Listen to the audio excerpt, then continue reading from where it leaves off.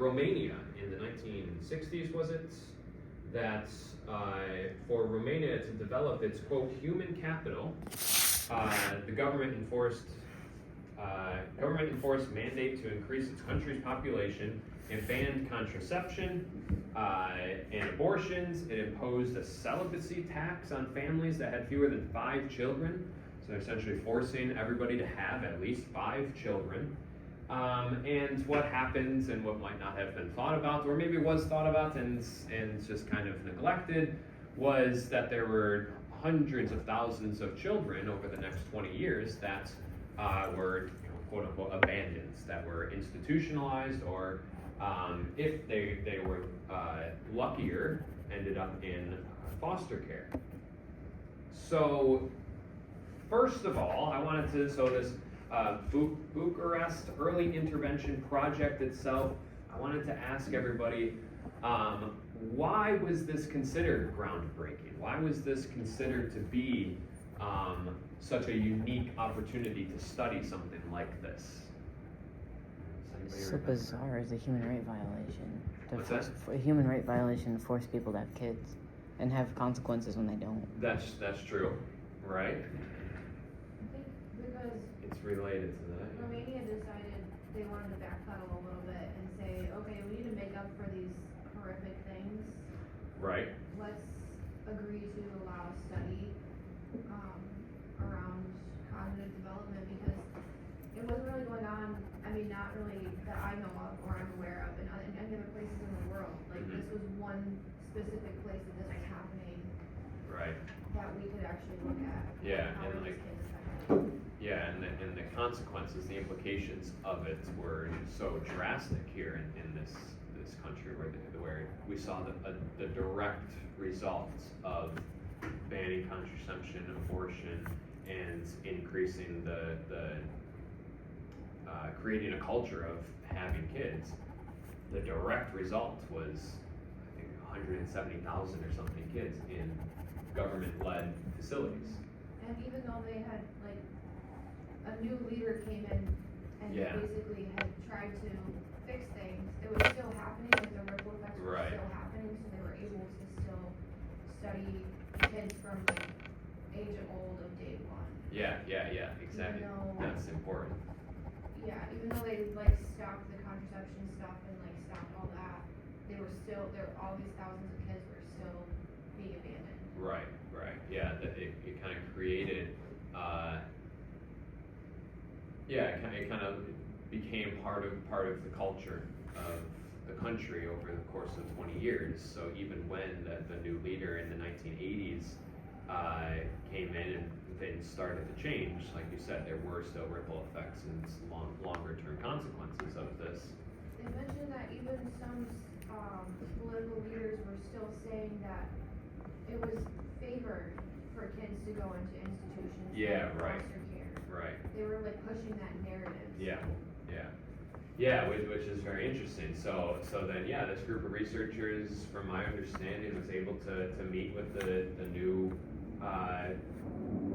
president or whomever it is, government official of Romania, and was able to design a longitudinal study. So a longitudinal study is one that happens over a long period of time, whether it is measuring people every month for a year, that's a longitudinal study, or in this case, measuring certain variables, cognitive variables, social variables, over many years, right? I think up to like 13, I think, or 15, they measured these children, but from birth, so it was a very long stretch of time. The article, it seemed like the article was, the study had planned to continue, like they Yeah. were gonna look at them as young adolescent. or Right, as early they adult even, years. progress But when it even was more. written, it was like the end of their, Right. I don't know, I think they were like 10 or 12. Yeah, I think it was early adolescence, where they decided they had enough data to write up their study. The initial study.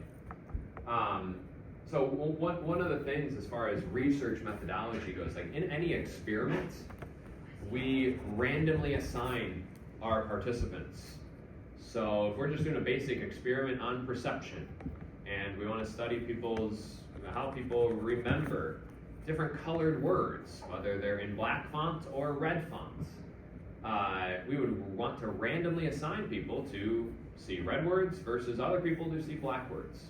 And for something like that, it's ethical to randomly assign people, right? There's no reason that somebody would have any risk of seeing red words versus black words. Everything is equal.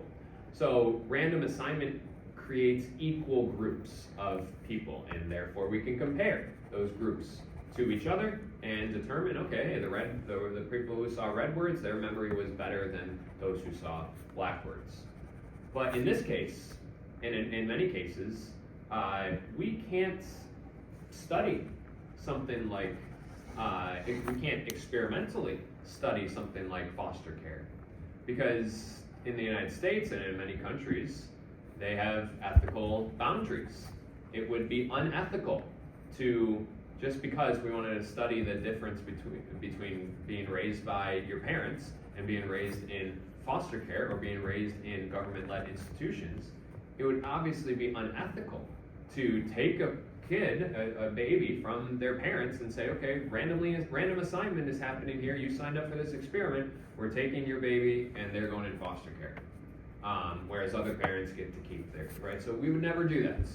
But in Romania, they allowed this to happen, right? If a baby was being put up for adoption, there were the two options: foster care or institution. And so essentially, this was allowed to happen because of what happened in their past, and they wanted to know what was better. Right? There was, like Gertie said, there was a lot of narrative being pushed that government-led institution was better for the children, but there was some hesitation about that conclusion. So children that were going up for adoption, they were randomly assigned. Kind of unethical, because if our hypothesis is that foster care is going to benefit them more than institution, then the kids that get randomly assigned to foster care, if our hypothesis is confirmed, which it was, they are going to live a better life than those who are randomly assigned by chance, number out of a hat, put in government-led institution. So it's very unique to have a situation like this that allows this kind of random assignment, because in most places this would be very unethical, and maybe today this would even be unethical to do. I wanted to talk about the sensitive period. So this study identified the sensitive period around 24 months, so 2 years, for cognitive development and attachment development. What does the concept of sensitive periods mean in developmental psychology? Or in other words, why might the first 2 years be particularly critical to a child's development?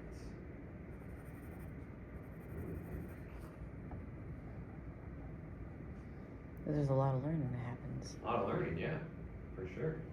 Right? When we're born, we're born with a set of genes. We have various predispositions, but there's the nurture side of the debates, which isn't really a debate anymore. Nature, nurture, it is both.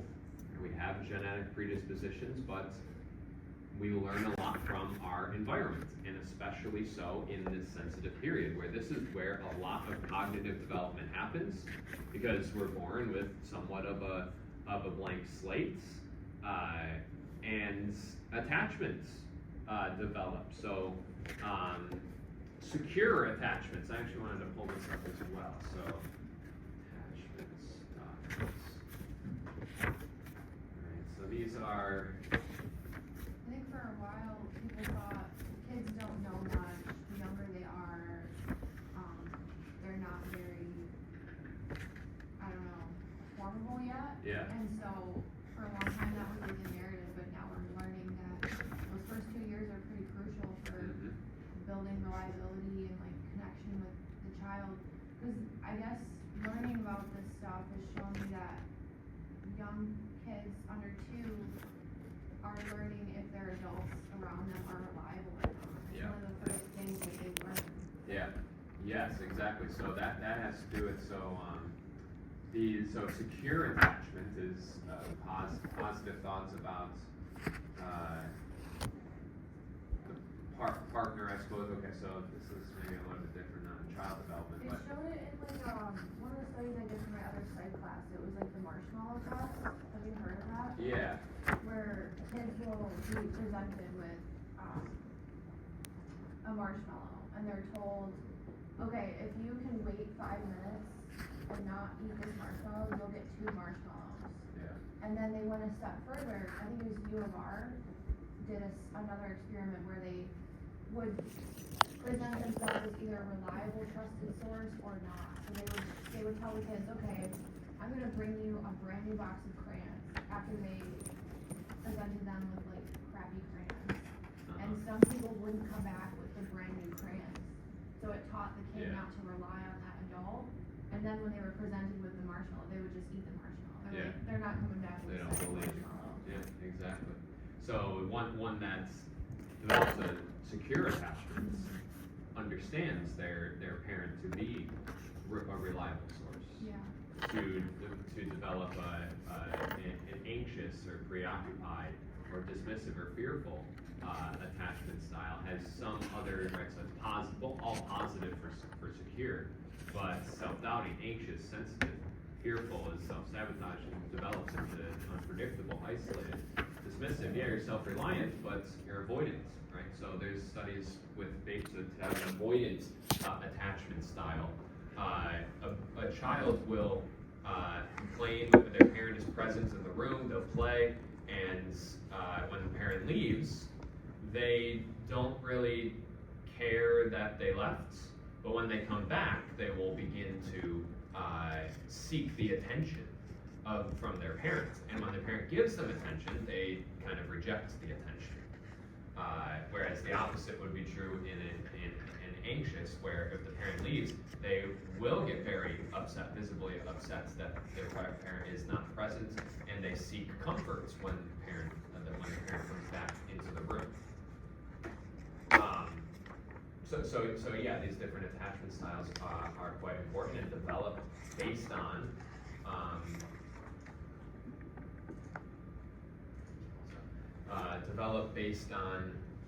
the presence of caregivers very early on.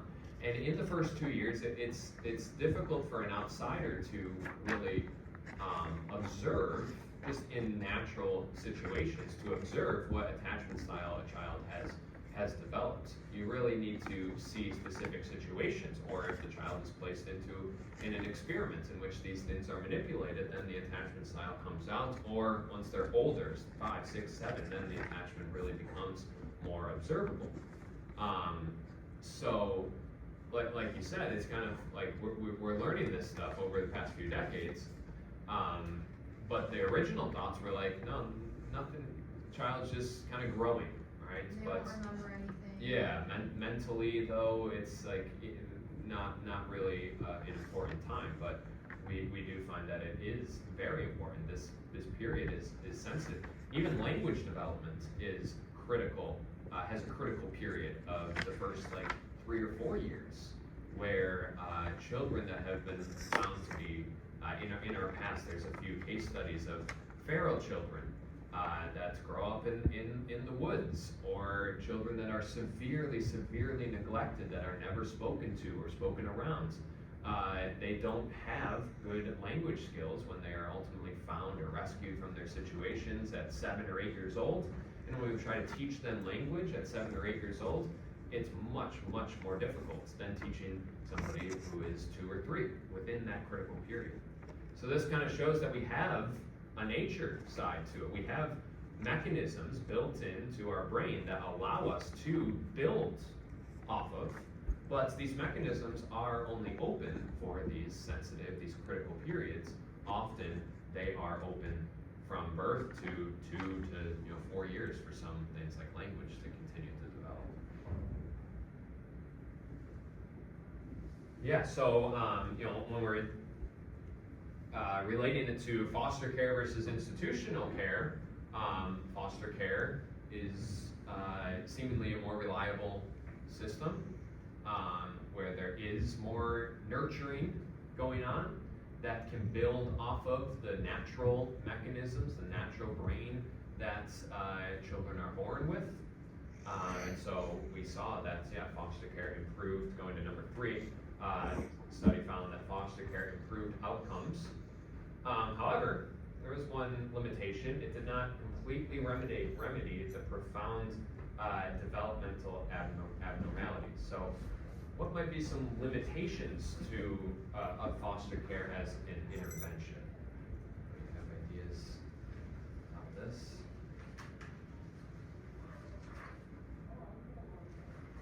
I think that no matter how good the foster family is, there's still gonna be a sense of abandonment in that kid, no matter Yeah. what. Right, so even though I think with IQ, they measured IQ, and so those that were in institution, I think had IQs of like 70 or something, and those in foster care were better, but at 80, whereas average is 100. So there are still some deficits, I suppose, in development, even in foster care, likely due to that, whether it's trauma-based or whatever else. I found it interesting that, I forget what it's called, it starts with a T, the parts of the brain that. Chromosome, Pteromenes, that they had Yeah. shorter, even though they were in foster care, they still had like shorter, they basically prevent you from like, or they help you with stress and like psychological situations. Right. It finds that. I do remember that too. And then it said that foster kids had, after they did the EEGs, the foster kids had a greater amount of white matter in their brains. Yeah. White matter and gray matter as well, I think. Foster care kids had more of that. Yeah, I don't remember where the pteramine, I think, so it's a part of the chromosome, I think. And so essentially those help, those contribute to expression of genes. So. Oh, right, they decrease the amount of cell multiplication or something. Yeah, right. So, yeah, I think that's right. So, like, we all have our set of genetic chromosomes that we're born with, but through environmental forces, our chromosomes can get kind of tagged almost. So we see this with twins that are separated, identical twins, where there's a lot of genetics that are responsible for how they develop, but their situations, their environments create these subtle differences that can actually be passed on to future generations. And so when we see those twins that were separated, they might be very similar, but when they have kids, their kids have these potential environmental differences that their parents had, that they're raised in, that those tags on their genetic code can be passed down. And so there's unique findings there with twins. It basically said that it Kids, yeah. could be correlated with like faster aging. I think it's like the second to last paragraph or something. I read it at like I'm 1 trying o'clock. to look at it. But I thought that was interesting. In my other psych class, we learned that like you have different characteristics of your personality, and like some people could be more neurotic, and Yeah. that could be a genetic thing. It's not necessarily like from the environment. It could you could Correct. just be born with that, and it hints at like genetic trauma. Like I've heard that your grandmother is carrying the egg that makes you. And so if your grandmother experiences trauma that she doesn't resolve, you could potentially be born with that. Yeah, right. Yeah, this is related to. It's totally off note, I'm sorry, I went down a little rabbit No, hole that's here. okay, but that's important too. I don't know where this word is. I swear, they're called like terom. It's towards the end, I think. Teramines or something.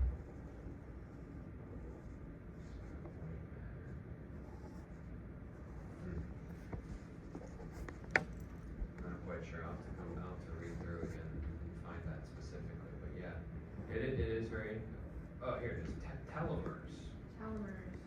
Yeah, regions at the end of chromosomes that provide protection from the stresses of cell division are shorter in adults who undergo extreme psychological stress than those who escape this duress.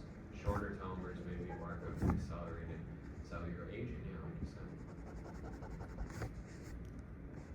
So those who had spent any time in institution had shorter telomeres than those who had not. It made me wonder, cause like some people look older than they are, Mm. and like going in high school, like some people look older, 20 or whatever, and it's like, I wonder what they've been through. Yeah, right, like stress, Like stress, numb. psychological stress, yeah, that's critical.